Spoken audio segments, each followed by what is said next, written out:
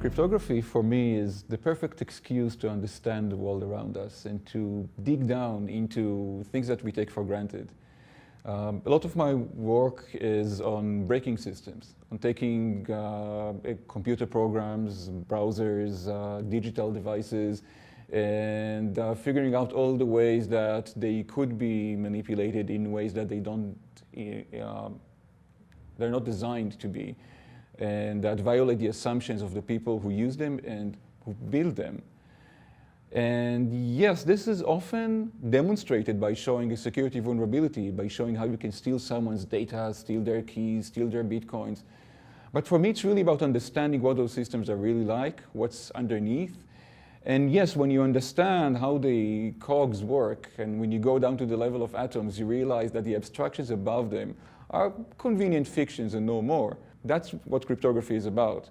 Modeling reality and adversaries around us in a way that doesn't just account for what we would like to believe they can do, for how it's convenient to think about them, but really trying to capture their true capabilities and their true interactions with the system we're looking at, and then rebuilding the system in a way that would resist all of those potential adversaries and failure modes.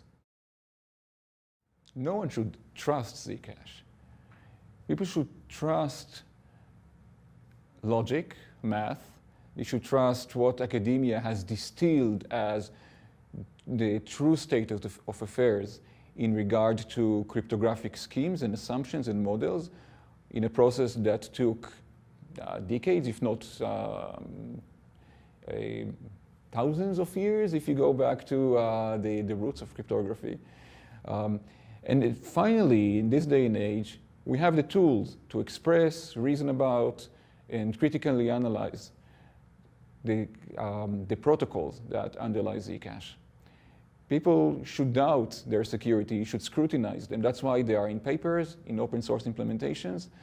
That's why the foundation is encouraging creation of independent implementations.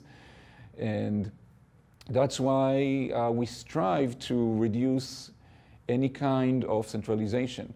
For example, by having the highly distributed multi-party ceremony for creation of the requisite public parameters that underlie the current zero-knowledge proofs.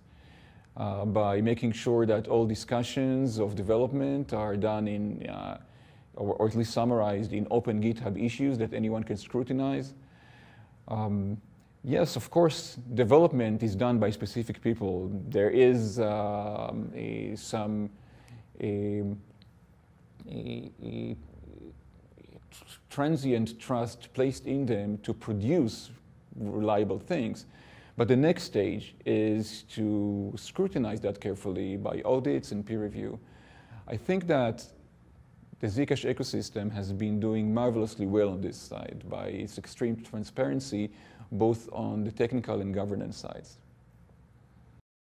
The protocol used by the Zcash crypto system relies on ZK snarks as its powerful cryptographic engine for producing these attestations that transactions are correct. It can use any snark, and currently the best ones in terms of efficiency, the ones that are practically deployable, rely on the generation of public parameters, the so-called trusted setup. And these public parameters have the toxic waste that if anyone could gather all of, then they could violate that integrity in fake coins. This is technically a drawback of these snark constructions, and there are several emerging alternative snark constructions that minimize or eliminate the reliance on such setup procedures. In that sense, everybody is eager to eliminate the reliance on these setup procedures, and I expect that the Zcash cryptocurrency will migrate to those improved snarks as soon as they mature in terms of performance and analysis of their security. However, there is something positive about those ceremonies. In terms of our values and our expression of privacy first, it's a way for us to have bound our own hands and very visibly, very publicly prevented ourselves from having any advantage. It was a conscious choice to bring in people to build a mechanism that would make sure that no one, not the scientists, not the Zcash company, not the Zcash Foundation, no single party can control and compromise the integrity or privacy of Zcash. And as a declaration of values, I think that's a powerful one. If you look at press coverage of Zcash, somehow the ceremony has always been a convenient thing to start off with. It's photogenic, picturesque, and has wizard hats and angle grinders and blowtorches. But in my mind, it's much more than that.